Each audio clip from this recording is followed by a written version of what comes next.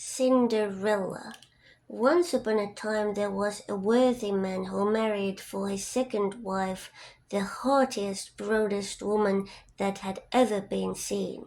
She had two daughters who possessed their mother's temper and resembled her in everything. Her husband, on the other hand, had a young daughter who was of an exceptionally sweet and gentle nature. She got this from her mother, who had been the nicest person in the world.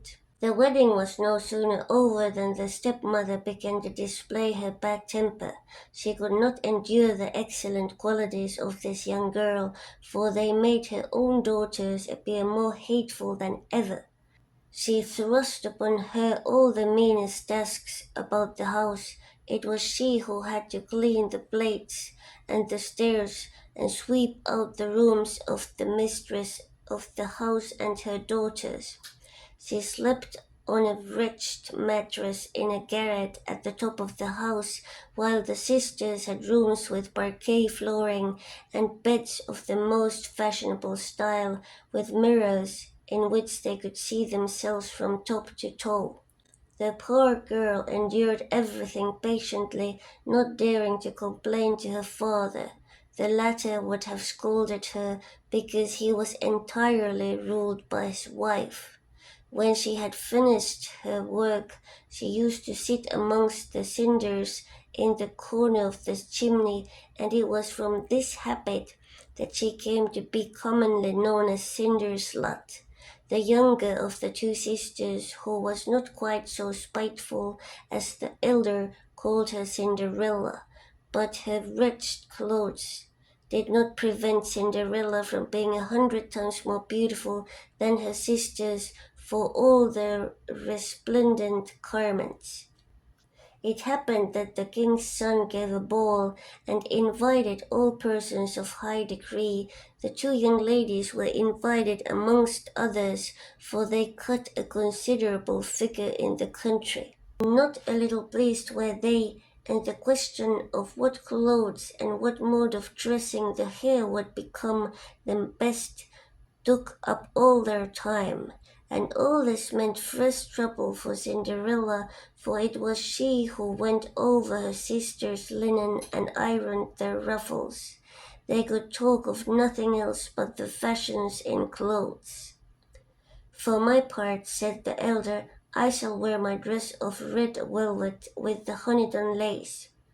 I have only my everyday petticoat, said the younger, but to make up for it I shall wear my cloak with the golden flowers and my necklace of diamonds, which are not so bad.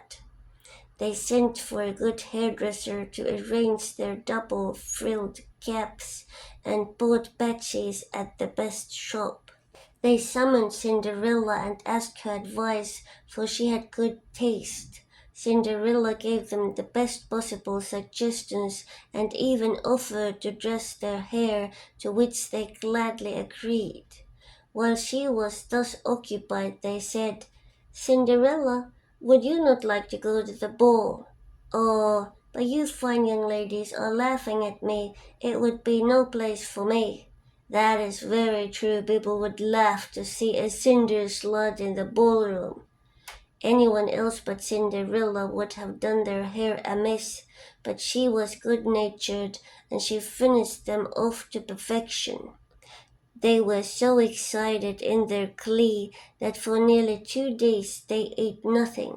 They broke more than a dozen laces through drawing their stays tight in order to make their waists more slender, and they were perpetually in front of a mirror. At last the happy day arrived. Away they went, Cinderella watching them as long as she could keep them in sight. When she could no longer see them, she began to cry. Her godmother found her in tears and asked what was troubling her.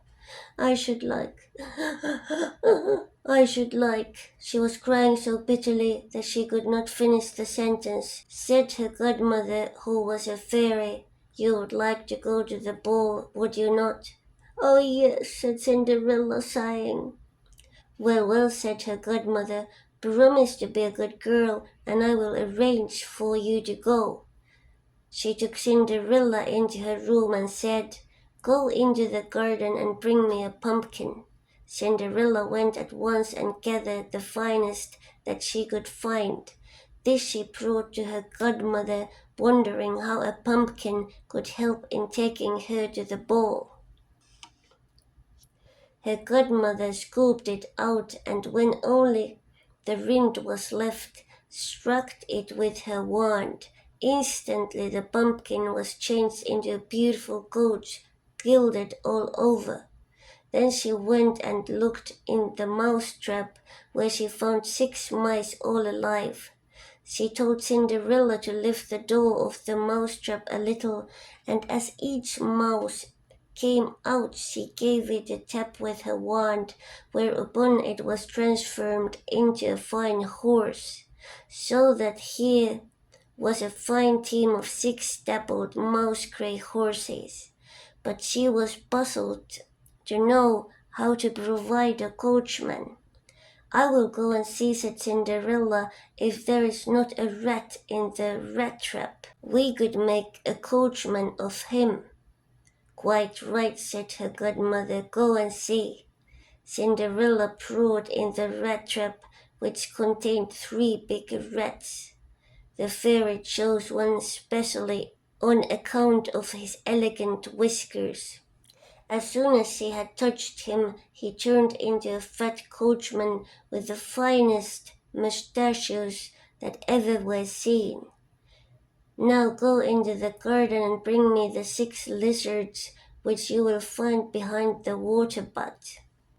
No sooner had they been brought than the godmother turned them into 6 lackeys, who at once climbed up behind the coach in their braided liveries and hung on there as if they had never done anything else all their lives.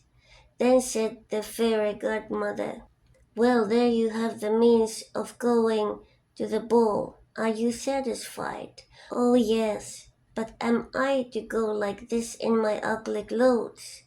Her godmother merely touched her with her wand, and on the instant her clothes were changed into garments of gold and silver cloth, bedecked with jewels. After that, her godmother gave her a pair of glass slippers, the prettiest in the world. Thus altered, she entered the coach. Her godmother bade her not to stay beyond midnight whatever happened, warning her that if she remained at the ball a moment longer, her coach would again become a pumpkin, her horses mice, and her lackeys lizards, while her old clothes would reappear upon her once more. She promised her godmother that she would not fail to leave the ball before midnight, and away she went beside herself with delight. The king's son, when he was told of the arrival of great princes whom nobody knew, went forth to receive her. He handed her down from the coach and led her into the hall where the company was assembled. At once there fell a great silence. The dancers stopped, the violins played no more, so rapt was the attention which everybody bestowed upon the superb beauty of the unknown guest.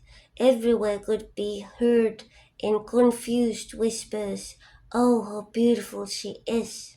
The king, old man as he was, could not take his eyes off her, and whispered to the queen that it was many a long day since he had seen any one so beautiful and charming. All the ladies were eager to scrutinize her clothes and the dressing of her hair, being determined to copy them on the morrow, provided they could find materials so fine and tailors so clever. The king's son placed her in the seat of honor and at once begged the privilege of being her partner in dance. Such was the grace with which she danced that the admiration of all was increased. A magnificent supper was served, but the young prince could eat nothing, so taken up was he with watching her. She went and sat beside her sisters and bestowed numberless attentions upon them. She made them share with her the chocolate and marzipan candy which the king had given her, greatly to their astonishment, for they did not recognize her. While they were talking, Cinderella heard the clock strike 11:45. She at once made a profound courtesy to the company and departed as quickly as she could. As soon as she was home again, she sought out her godmother, and having thanked her, declared that she wished to go upon the morrow once more to the ball, because the king's son had invited her. While she was busy telling her godmother all that had happened at the ball, her two sisters knocked at the door. Cinderella let them in. "What a long time you have been in coming," she declared, rubbing her eyes and stretching herself as if she had only just awakened. In real truth, she had not for a moment wished to sleep since they had left. "If you had been at the ball," said one of the sisters, "you would not be feeling weary. There came a most beautiful princess, the most beautiful that has ever been seen, and she bestowed numberless attentions upon us, and gave us her chocolate and marzipan candy." Cinderella was overjoyed. She asked them the name of the princess, but they replied that no one knew it, and that the king's son was so distressed that he would give anything in the world to know who she was. Cinderella smiled and said she must have been beautiful indeed. "Oh, how lucky you are! Could I not manage to see her? Oh, please, Chavot, lend me the yellow dress which you wear every day."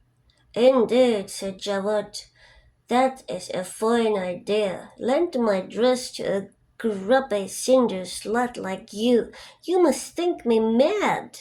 Cinderella had expected this refusal. She was in no way upset, for she would have been very greatly embarrassed had her sister been willing to lend the dress. The next day the two sisters went to the ball, and so did Cinderella, even more splendidly attired than the first time. The king's son was always at her elbow and paid her endless compliments.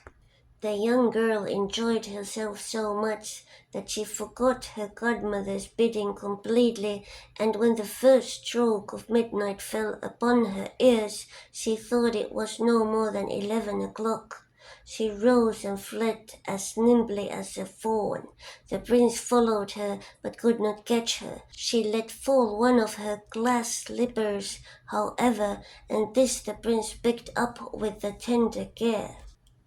When Cinderella reached home, she was out of breath, without coach, without lackeys, and in her shabby clothes. Nothing remained of all her splendid clothes, save one of the little slippers, the fellow to the one which she had let fall. Inquiries were made of the palace doorkeepers as to whether they had seen a princess go out, but they declared they had seen no one leave except a young girl, very ill clad, who looked more like a peasant than a young lady. When her two sisters returned from the ball, Cinderella asked them if they had again enjoyed themselves, and if the beautiful lady had been there. They told her that she was present, but had fled away when midnight sounded, and in such haste that she had let fall one of her little glass slippers, the prettiest thing in the world. They added that the king's son, who picked it up, had done nothing but gaze at it for the rest of the ball, from which it was plain that he was deeply in love with its beautiful owner. They spoke the truth. A few days later, the king's son caused a proclamation to be made by trumpeters that he would take for wife the owner of the foot which the slipper would fit. They tried it first on the princesses, then on the duchesses, and the whole of the court, but in vain. Presently they brought it to the home of the two sisters, who did all they could to squeeze a foot into the slipper. This, however, they could not manage. Cinderella was looking on and recognized her slipper. "Let me see," she cried laughingly, "if it will not fit me." Her sisters burst out laughing and began to jibe at her, but the equerry who was trying on the slipper looked closely at Cinderella. Observing that she was very beautiful, he declared that the claim was quite a fair one, and that his orders were to try the slipper on every maiden. He bade Cinderella to sit down, and on putting the slipper to her little foot, he perceived that the latter slid in without trouble and was molded to its shape like wax. Great was the astonishment of the two sisters at this, and greater still when Cinderella drew from her pocket the other little slipper. This she likewise drew on. At the very moment her godmother appeared on the scene, she gave a tap with her wand to Cinderella's clothes, and transformed them into a dress even more magnificent than her previous ones. The two sisters recognized her for the beautiful person whom they had seen at the ball, and threw themselves at her feet, begging her pardon for all the ill treatment she had suffered at their hands. Cinderella raised them, and declaring as she embraced them that she pardoned them with all her heart, bade them to love her well in future. She was taken to the palace of the young prince in all her new array. He found her more beautiful than ever, and was married to her a few days afterwards. Cinderella was as good as she was beautiful. She set aside apartments in the palace for her two sisters, and married them the very same day to two gentlemen of high rank about the court.